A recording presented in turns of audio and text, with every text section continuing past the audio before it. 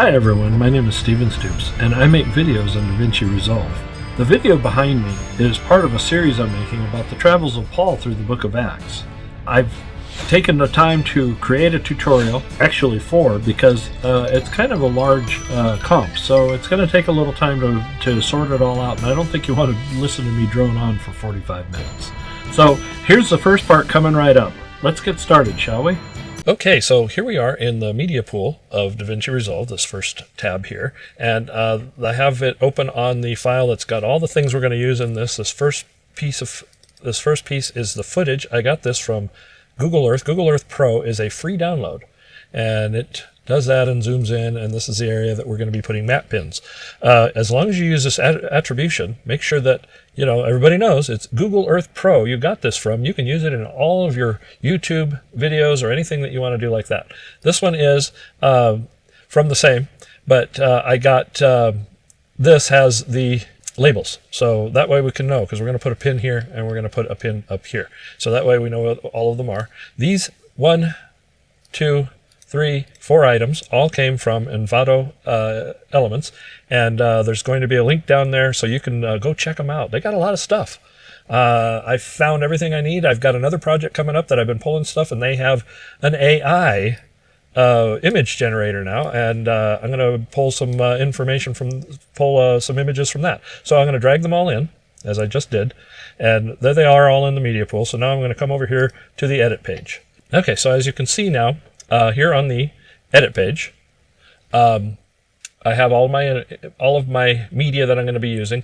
First thing I'm going to do is I'm going to double click on this, and I'm going to bring it right to this spot here. Let me see here. I think that's a good place. I'm going to make an in mark there, and that's the only part we're going to use. So we'll drag that on down here, and we now have a 29-minute and 15-frame comp music length. So then at that point, we're going to go here to Effects and a Fusion Composition, and I'll just drag that on down here, and then I'll grab it at the end and drag it until it's the same length as my music. So now we have a comp that is 29 minutes and 15 frames. So from here, we will go to Fusion, and I'm going to drag our media out over here. So the first thing I'm going to do with Fusion is I'm going to bring our footage in. Like I say, that's Google Earth Pro. You can get it for free and learn how to use it and use it in all your stuff. I mean, this doesn't have to be necessarily something that you use for what I'm doing. You could, maybe your immediate family's planning a trip, and you want your extended family and friends to see where you're headed, and you can have create a thing with these map pins. So the next thing I'm going to do is I'm going to bring in, let me rename this as footage. So that's now footage. I'm going to bring in my map pin labels, and I'm going to rename that labels. Now you only have to hit F2 on the keyboard to bring that up to rename it, but the F2 on this keyboard I'm using is remapped for something else. So now that we have that, I'm not going to bring any more of this in just yet. What I'm going to do is I'm going to click on footage, and I'm going to hit Shift Spacebar, and that brings up this, and I'm going to type in MM. MM is for multi-merge.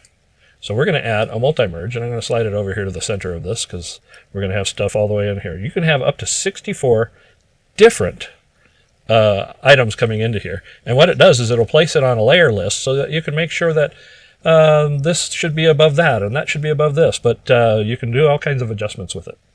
So the next thing I'm going to do is I'm going to bring in my map pin. I'm just going to grab it right there. I'm going to rename this as map pin, and then from there I could drag it into the multi-merge and then use the multi-merge to adjust everything, but I need to use this more than once. So I need to use something else to adjust size and shape and where it is. So what I'm going to do is I'm going to click it, and I'm going to hit Shift and Space again, and I'm going to hit XF, Transform. And we'll put that transform right there. And now the transform, we'll rename it as Map Pin XF. There we go, Map Pin XF. And now we'll drag that, pipe that into the multi-merge, and see how big it is. We'll adjust it in a minute. And notice that in the multi-merge, we have Map Pin XF layer. So if you make sure to label everything, you can find it really easily. All right, next step. We need to adjust this size and shape, size and angle and all that. So what I'm going to do is I'm going to find the beginning of this. So right about 200 was where this stops. At 200, we're going to have some stuff show up here and other things. So I'm going to skip ahead 2 more seconds. So 200 plus 48, 24 frames per second times 2, so 248. Boom. And this is where the magic is going to start happening with the map pin. First thing I'm going to do is I'm going to keyframe center. I'm going to keyframe the size, and I'm going to keyframe the angle. Now what I want to do is I want this thing to look like it's pinned right there, but not for another half a second. So what I want to do is I want to get this size going, but I'm going to move forward another 12, half a second, so 260, and we're going to keyframe all those again. So now that we're there, we want this pin to be buried here.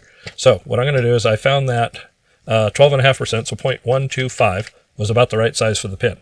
It fits in there really well, so I'm going to just grab it and drag it down here.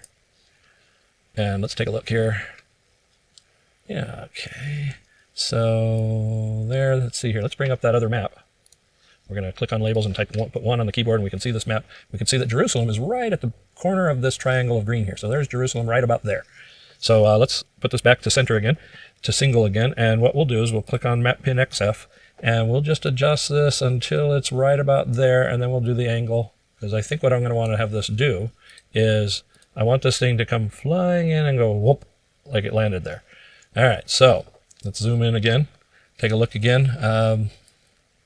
That looks to be about right. So now, except it's not buried. So what we need to do is let's go grab a rectangle mask, and we're going to bring that rectangle mask and drag it down here. And now it blocks off part of our pin. So what I'm going to do is I'm going to click invert, and then I'm going to drag this down here so that right at that point, and maybe square it off a little bit, right at that point, that's buried in there. So we'll back off 1 frame. You'll notice that that's like that. Let's go back to here. I'm going to keyframe my center on this. So now it's buried there. We'll bring it 1 frame back, and we'll just drag it off completely because it hasn't landed yet. So now let's come back to our max pin XF. We'll shrink this back down to size, and we're going to take this. We're going to go all the way to the beginning of this where it's there, and we're going to keyframe 125. Oops, 0.125. Try that again. There we go. We keyframe that, and we're just going to take this and we're going to just drag it way off over here. And I think just a little lower. So what I want this to do is I want it to kind of go whoa. So it's going to kind of go up and bam, down. So that looks good. Let's watch that fly in. There it is. Okay. So let's go back to the beginning, and I'm going to grab this. This is the map pin center path. So we're going to grab that, and we're going to drag it up like so. We're going to grab this, and we're going to try to make as nice of an arc as possible here. So it looks like, let's bring another one here. It looks like it comes up and makes a nice smooth curve into its position here. So let's click off of that for just a minute, and it's a semi-good curve. So I mean, you know, it's going to go flying in and go down in like that. So there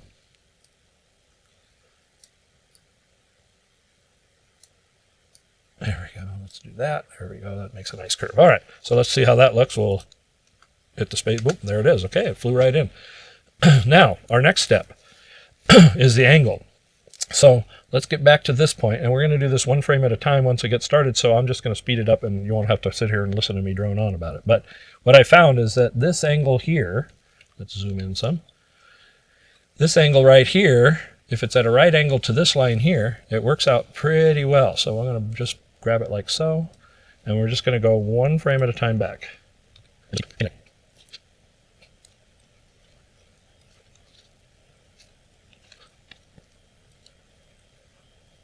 Okay, so there we have it. Let's make this fit again real quick, and we'll watch it.